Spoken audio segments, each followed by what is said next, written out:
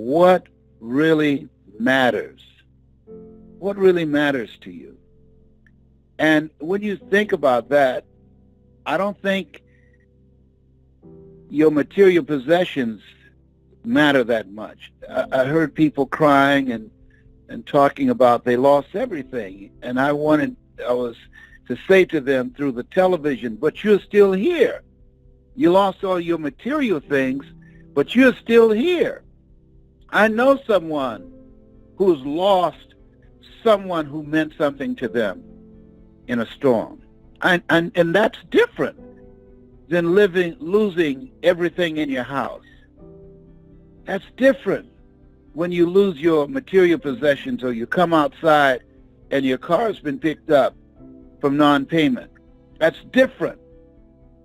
If you're still here, if you've not suffered some crippling, disabling accident, you're still here. You still have your right mind. Embrace that. Strengthen what's left and reflect and activate a spirit of gratitude that you're grateful. Be thankful for what's left. Take a deep breath if you made it, because that's important. Gratitude, things that we take for granted. I'm thinking about the challenge that I had when I was speaking on stage from a wheelchair. And because of sciatica pain, I couldn't lift up the weight of my body. Because of the pain, I couldn't stand up on stage and walk back and forth as I have been accustomed to doing. Because of the pain, I couldn't put myself in the bathtub and get out. I needed help to get in and to get out. And now, things that I take for granted, I'm thankful. If I wake up and have a pain-free morning, I'm thankful. I'm grateful for the ability to see, to hear, to move, to be able to voice my dream and to inspire and to motivate people. I want you to think about what is it, as you reflect on your life, that you're grateful for. And I've just started something that I'm doing. I write down each day 7 things that I'm grateful for. 7 things: the relationships that mean something to me, the friendships that mean something to me, the blessings that come my way. I met someone in a shopping mall, and he and I began to communicate. His name is Ray, and I really considered it a God moment. I'm wearing a shirt that says to boycott the NFL, the National Football League, in support of Colin Kaepernick. And this guy, he said, "I'm down with you, brother." And he and I started a conversation, and it seemed like we have known each other forever, and we exchange information, and this is a new friendship that I'm very grateful for, who will be able to be a blessing to my granddaughter. His name is Ray. He has an interesting website. It's called RayAtCrimeByDesigns.com. I said, that's an interesting website. But I'm beginning to focus on things that I'm grateful for. I'm grateful that I was able to survive Irma and Harvey. And some of you listening should be grateful that it didn't hit your city, that you did not go through the devastation of what Houston went through, or the devastation what other cities have endured, what Miami and Florida is going through. And so reflect on your life and think about when you go through a challenge, whatever that might be, because there are all types of hurricanes in life that you're grateful for. The next thing is to refocus. Marinating ourselves in it and continuing to look back, we can become paralyzed and stuck. And as fast as we can, we have to not only reflect on what matters and what it is that we're grateful for, but to refocus our mind about what is it we want to do. We don't know how much time we have left. I was going to reach out to a young man that I met at Fox TV who lost his job. And in the process of reaching out to him, I heard the news that his son died as well. I mean, to lose your job and then your child dies, who's in college. Wow. Bam, bam, back to back. And I know what it is to have back-to-back storms in your life. When my talk show was canceled, I went through a divorce from someone that I love very much. And my mother was diagnosed with breast cancer and passed. And my best friend, Boo, was waiting on a liver transplant, and he died. And during that time that I was also diagnosed with prostate cancer. I got back-to-back blows. And when you go through that it's a time to get still and to reflect and to strengthen what's left, and then as quick as you possibly can to refocus your mind, because you can get stuck for a period of time. I got stuck. I was ashamed and embarrassed that my show had been canceled. I was ashamed and embarrassed that I talked to people about being successful, and I wasn't able to make my marriage work. And so as you look at your life and look at the things that you want to do, that refocusing when you've gone through something is very important, because if you continue to look back and talk about it and focus on it, it will drain you emotionally and spiritually, and it will draw all the energy out of you. You know, Helen Keller says when one door closes, another door opens, but most of us spend so much time looking at the closed door that we don't see the open door. What are those new opportunities that life is presenting us that we can begin to refocus our mind, our time, our energy, and our spirit, and finding our purpose and new meaning in life? And the third thing is, not only must we reflect on what really matters and strengthen that and refocus our minds on the new chapters in our lives, that we have the power to write a new script, but we have to recalibrate. We have to ignite our spirit. That when I went through my divorce, I parked for a while. I parked. When my mother passed from breast cancer, that was another blow. I parked. When Boo died, I was holding my best friend's hand and saw him when he took his last breath. And I remember the door in the hospital room opened, and his mother said, "Come in, Holy Spirit, and take my boy." I froze, and I parked. And those back-to-back blows for a period of time, I couldn't think about anything but them. Two people that caused me to be who I am. My mother and my best friend Boo, that we were together and inseparable from second grade in elementary school at Douglas Elementary School in Miami, Florida, in Overtown. And so it took me some time to recalibrate, to connect with my energy. It took me some time to find my center, to find my strength. I remember, and I'm just recalling an engagement I had in Washington, D.C., 2 weeks after I had eulogized my mother. And I thought I was emotionally ready to handle it. And I lost it. I lost it in the middle of my message in the pulpit a Sunday morning. And I mentioned my mother, and one of the things I train speakers, never ever tell a story that you don't have the emotional strength to handle, because the pulpit is not a place for therapy, or the stage. And so I realized that I needed to do some more internal work, that sometimes life can slap you senseless and you don't know which way is up. And so reflecting, refocusing, and recalibrating, those are 3 steps I feel that will empower us to recover from the hits of life, because they're going to happen. I don't care who you are. I don't care how beautiful you are. I don't care if you tithe every day or every Sunday. I don't care if you pray all the time. You will not escape. Life is going to happen to all of us. I remember asking God for a sign. If you are real, give me a sign. I've never asked you this before. Give me a sign. Let my mother live.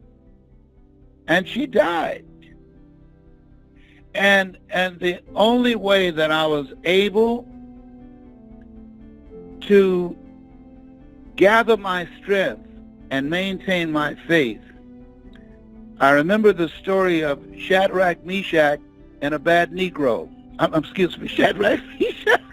I'm sorry, I got problems. But anyhow, I remember when they were talking to Nebuchadnezzar, and he talked to them. He wanted them to bow, and they said, "Oh, King, listen, we will not bow. You might kill us, but if it be so, we still won't bow. You can do whatever you're going to do, whatever threats you have, whatever wolf tickets you're selling, but we're not going to bow."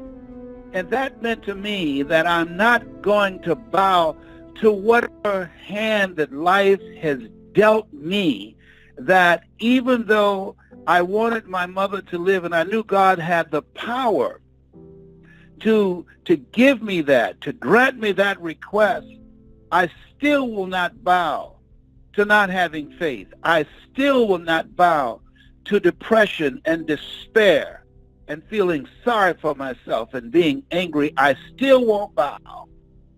And so I feel that as Willie Jolly says, that a setup is a setback. So a setback is a setup for a comeback, that we have comeback power.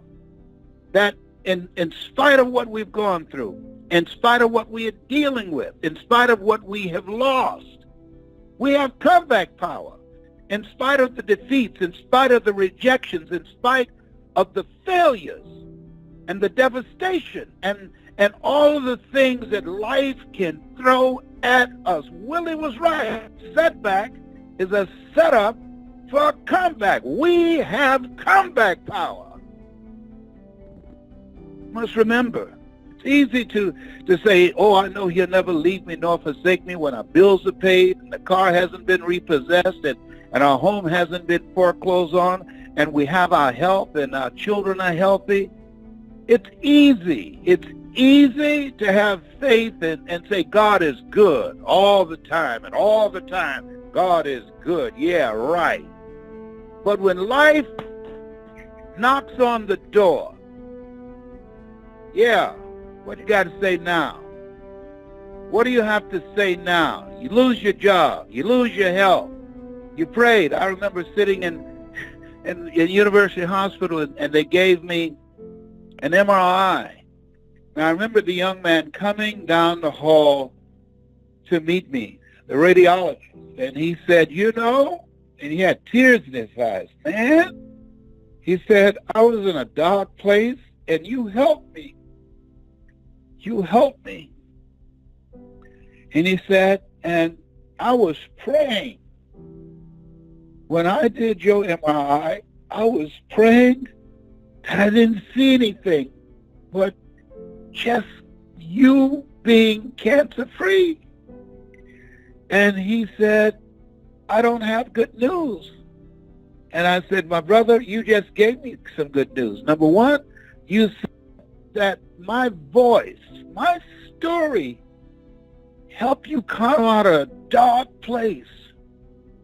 And you're here.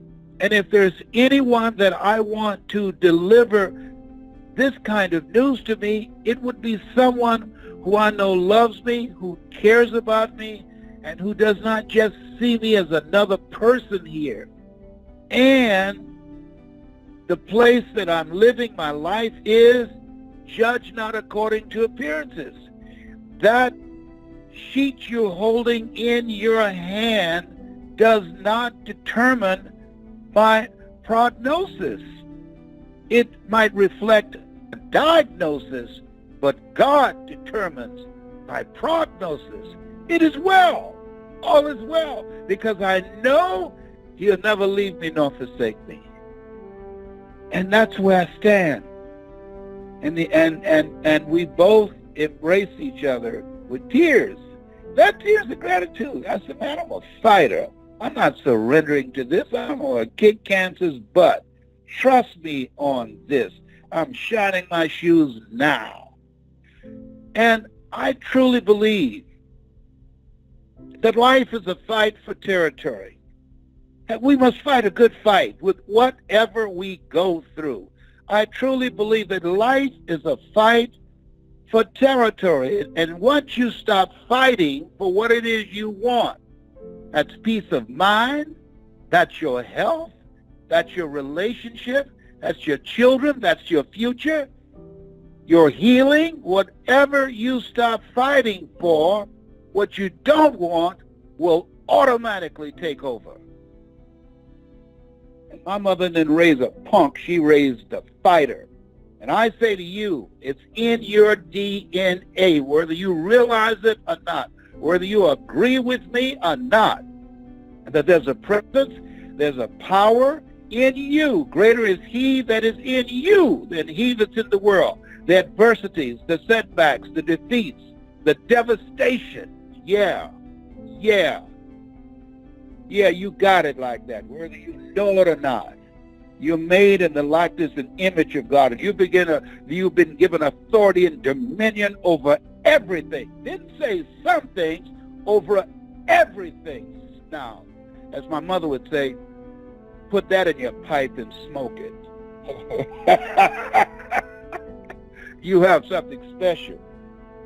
You have greatness in you. Reflect, refocus, recalibrate, recover. That's my story, and I'm sticking to it. Stacy? I know that's right. Put that in your pipe and smoke it. That's what Baby Brown would say. Put that in your pipe and smoke it. My mother was something else. Oh, Jesus, she was something else. But she spoke the truth, and it's so true. As I tell you what you said, truer words have not been spoken, because you're going to go through some things. I just had to hold my mule, as one of my girlfriend's mothers would say, when my website was hacked. So, things, all sorts of crazy things happen, and you just put it all in perspective, and you do exactly what you said. Reflect, refocus, recalibrate, and recover. Recover. Look, see, I was about to say rejuvenate. Yeah, exactly. Because that's something that I did. I took a break to rejuvenate after some things happened, because we live in a life where, as you said, Les, we're not exempt, but we have to choose to not stay stuck in repeating the same old story in our heads and be able to move forward. I mean, that's a powerful word. And as you talked about Ona posing that question, I had a few people just finding it very difficult to deal with their day-to-day life, because they've been watching the devastation, and they're just so sucked into everything that they got paralyzed. Said, I can't function, I can't work. It's just watching people and their lives be destroyed. And I said, well, that's not going to help change, but what you can do is organize some relief efforts. Take an action, and not just get stuck in the feeling of being hopeless or thinking that you're hopeless. And your message tonight is so timely, because a lot of people all across this country are just in a state of quandary, and they need to know what to do next. And you just gave them no more excuses, because there's always something to be grateful for. Once there's life, there's hope. And as you said, people are still alive. You might lose property or be displaced, but you're alive, you're breathing, you can rebuild. But what we can't do is recreate your life. Absolutely. And I want to talk about refocus. Something just came to me. I found myself glued to the television and obsessed with this crazy man out of North Korea. This little young chump that happened because of a sperm. He was born in North Korea. Had he not been the sperm from his father, he'd be a kid somewhere in a basement playing video games. But now this little fat chump has his hands on nuclear weapons. And so I found myself looking at and monitoring the wolf tickets between him and the president. And getting nervous, saying, are these two people about to annihilate the planet? Because with nuclear weapons, it doesn't take much for a crazy person to push a button.